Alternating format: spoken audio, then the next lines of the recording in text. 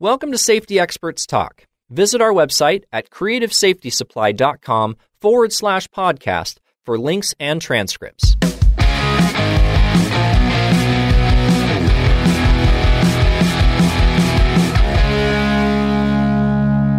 Hello everyone, this is Brandon Nyes with Creative Safety Supply, and today we are going to be talking about 10 rules for forklift safety. I have with me Antonio Ferraro. He's one of our content writers slash investigators slash he's an all-around good guy anyway, so we're going to be talking with him about forklift safety.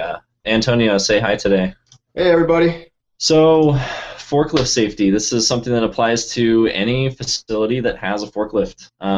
Pretty straightforward stuff, but there are, I guess you've identified some things that maybe not everybody thinks about all the time. So where do we start here on this?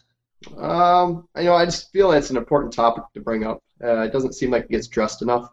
So I thought I listed 10 items that I thought were pretty important. So why don't we just go ahead and start off with number 1 and go from there.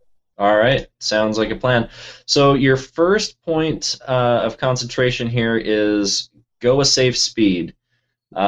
Seems pretty self-explanatory, but what would you say to people about this point? Yeah, usually within a warehouse there usually isn't like a set speed, but usually forklifts aren't even equipped with speedometers. So it's important to make sure that you're going to reasonable and acceptable speed for the area. It keeps everybody safe, and even your load as well. So. Okay. Our next point here is avoiding abrupt stops, and this is a low-level safety, all-around safety issue, I'm sure. Correct. Yep. Correct, Brandon. Abrupt stops can compromise the safety of your load. It can cause injuries to others and yourself. So what really happens when you have an abrupt stop, it creates basically an unbalanced weight. So that's why it's important to avoid abrupt stops. Okay. And I'm assuming that your load height, we'll probably talk about that a little bit later, but the abrupt stoppage is probably more something you should be concerned about when you have a level or a load that will by nature shift, like something like a liquid or something that has components that could fall. Exactly. Okay. Our next point here is pedestrians always have the right of way, and this isn't unique. This is something that every street corner pedestrians have the right of way. Yep, just like a vehicle on the road, forklift is no different. Show the respect to the people on the foot within the facility. Give them the right of way. Okay. Now this next point has to do with those people that are on foot and maybe who don't want to be. Don't pick up other riders. Yeah, exactly. Forklifts usually aren't designed, or forklifts are usually designed for single riders only. So a second person can cause an unbalance in the forklift and can also impede the driver's vision while they're driving. So it's also really important to only have one single rider on the forklift at all times.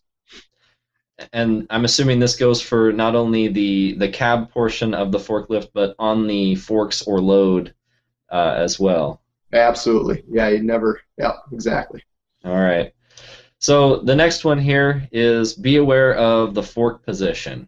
Correct. You say this is crucial when forklift driving. Why is it so crucial? Yeah, forks really should always be as low as possible, but high enough to clear the bumps within the facility. When you're driving with the forklifts high, it can cause many safety hazards. So forks basically literally have the capability of shish kebabbing anything. I mean, including your loads, your pallets, or even people. So. Okay, so you want to make sure that load remains as low as possible. Yeah, especially when you're moving. Okay. Which we'll get into the next question here. All right. Well, yeah, and the next one here is to keep the load level stationary when in motion. So it can jeopardize the stability of the load by creating an unsafe balance again. So I mean, a load should never be adjusted unless the forklift is actually in stationary position. Okay, so you're talking about like when somebody's going to put their load onto a rack or pulling their load off of a rack, they need to make sure that the motion of the forklift is arrested. Yeah, correct. Got it. Seems pretty easy, but since we're reviewing this, obviously somebody needs to know a little bit more about this. So Yeah, that's right. Exactly. all right. The next one here we have is slow down and sound horn at corners. Yeah.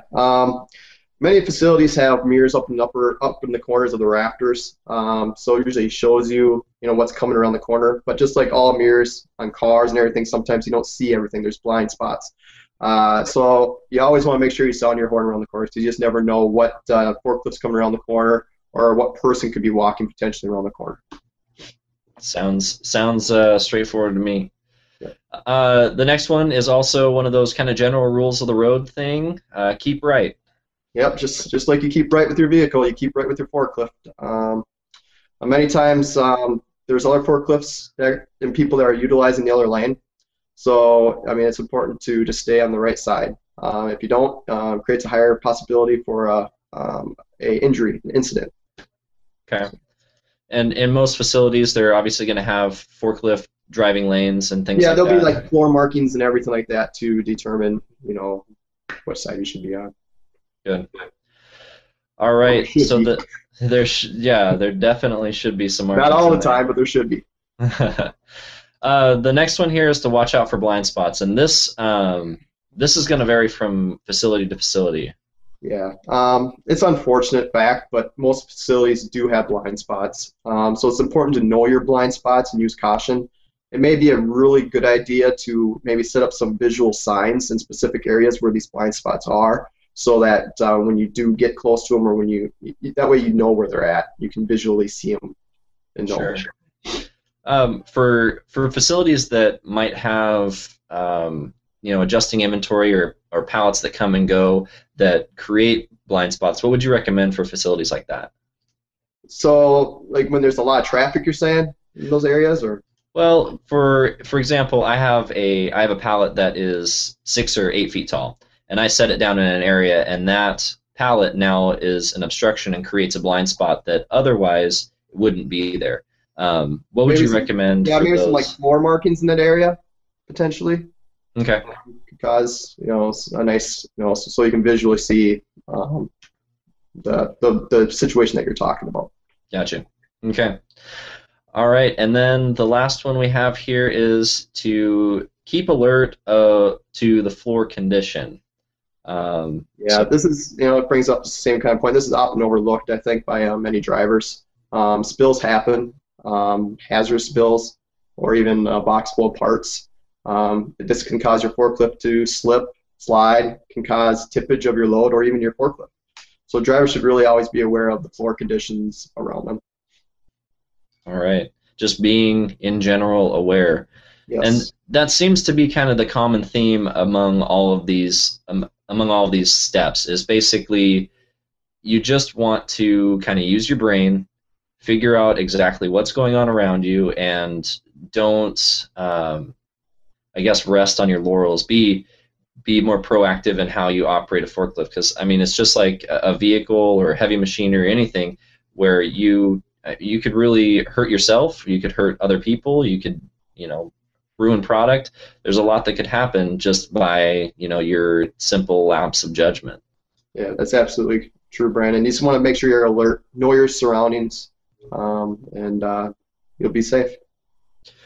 All right, well, Antonio, any last words of wisdom? Anything that maybe didn't make the list, or a final thought? I think in many ways, driving a forklift is basically like driving a vehicle on the road. Treat the forklift with respect. I mean, as well as people walking around you, treat them with respect, and then I think you'll be safe. Alrighty. Well, thank you, Antonio, for talking with me today about forklift safety. I know this is it's a good issue for everyone to hear about, even if it's just a reminder. For some of those that are new to forklifts and need to know this information, it's a perfect kind of precursor to some of the things that they should expect to see in their facility. So thanks again for being with us. Absolutely. Thank you, Brandon, for having me. Thank you for joining us on Safety Experts Talk. If you have suggestions for future podcasts, send them to podcast@creativesafetysupply.com. For more safety experts talking about safety news, OSHA regulations, PPE, Lean, 5S, or continuous improvement, go to creativesafetysupply.com/podcast.